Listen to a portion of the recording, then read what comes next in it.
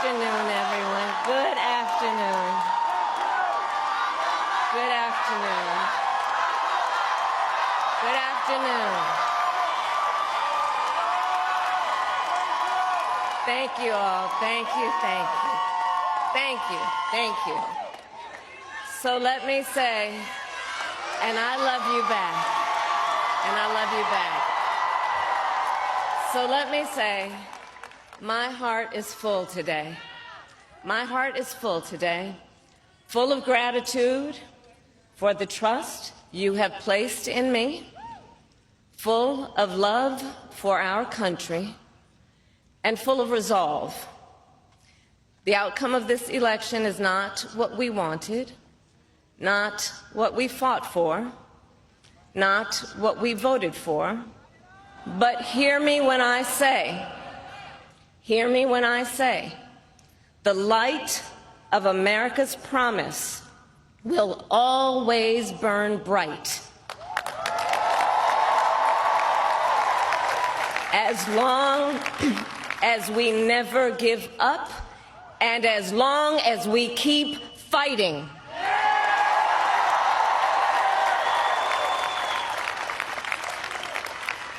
To my beloved Doug and our family, I love you so very much.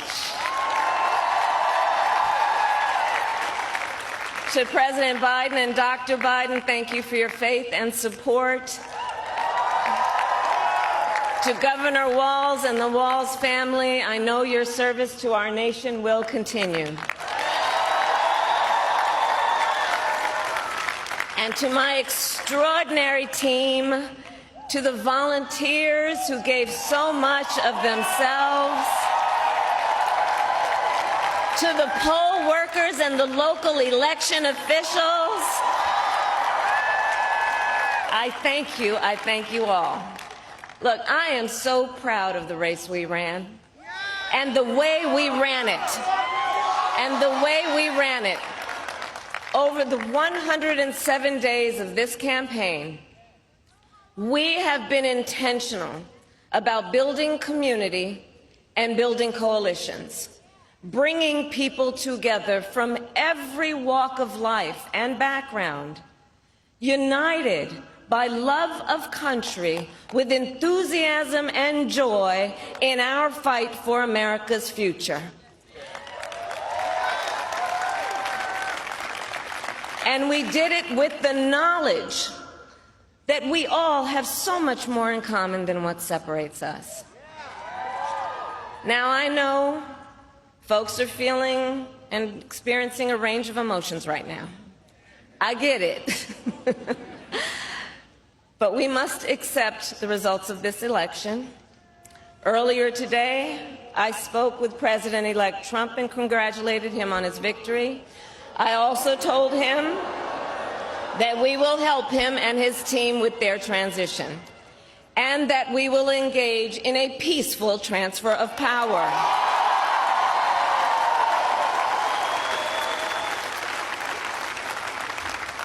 A fundamental principle of American democracy is that when we lose an election, we accept the results.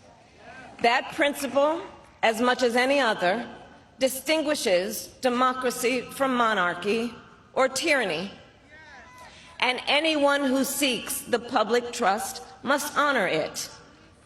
At the same time, in our nation, we owe loyalty not to a president or a party, but to the Constitution of the United States.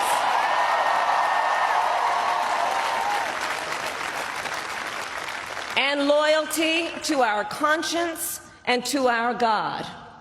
My allegiance to all three is why I am here to say, while I concede this election, I do not concede the fight that fueled this campaign.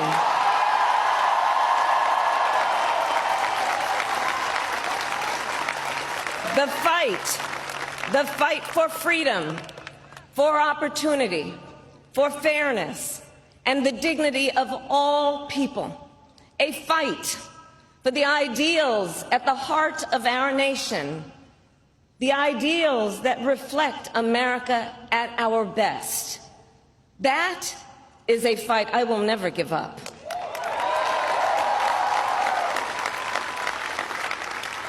I will never give up the fight for a future where Americans can pursue their dreams, ambitions, and aspirations, where the women of America have the freedom to make decisions about their own body and not have their government telling them what to do. We will never give up the fight to protect our schools and our streets from gun violence. And America, we will never give up the fight for our democracy, for the rule of law, for equal justice, and for the sacred idea that every one of us, no matter who we are or where we start out, has certain fundamental rights and freedoms that must be respected and upheld.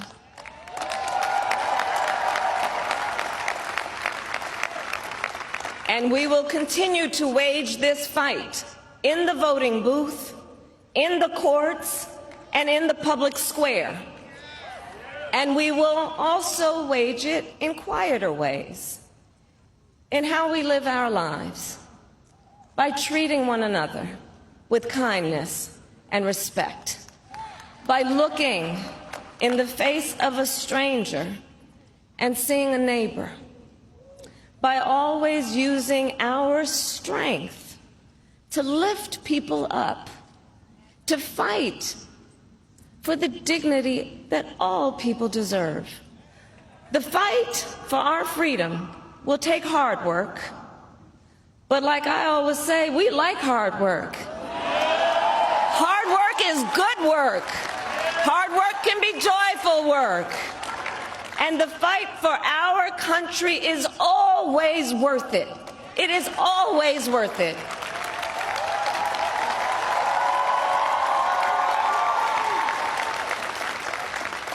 To the young people who are watching, it is, I love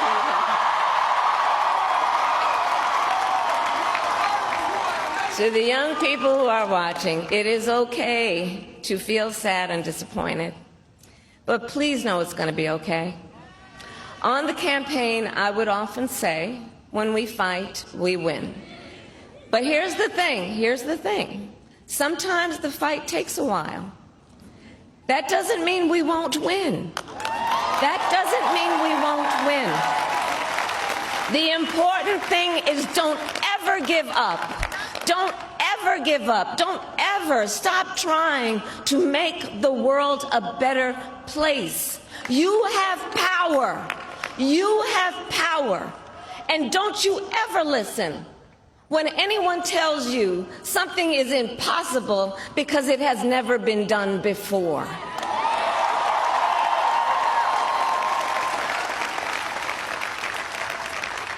You have the capacity to do extraordinary good in the world. And so to everyone who is watching, do not despair. This is not a time to throw up our hands. This is a time to roll up our sleeves. This is a time to organize, to mobilize, and to stay engaged for the sake of freedom and justice and the future that we all know we can build together. Look, many of you know I started out as a prosecutor, and throughout my career I saw people at some of the worst times in their lives. People who had suffered great harm and great pain, and yet found within themselves the strength and the courage and the resolve to take the stand, to take a stand, to fight for justice, to fight for themselves, to fight for others.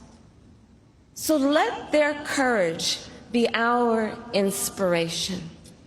Let their determination be our charge.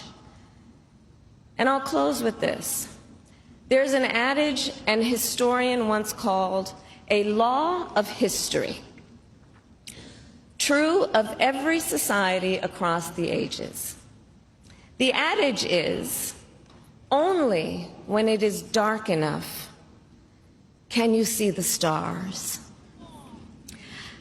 I know many people feel like we are entering a dark time, but for the benefit of us all, I hope that is not the case.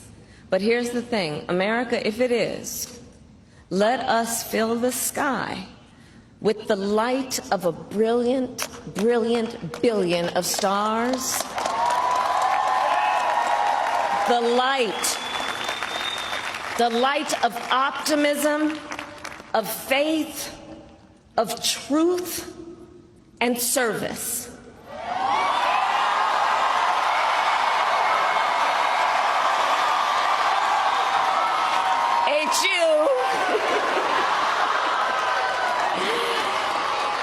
And may that work guide us, even in the face of setbacks, toward the extraordinary promise of the United States of America. I thank you all. May God bless you, and may God bless the United States of America. I thank you all.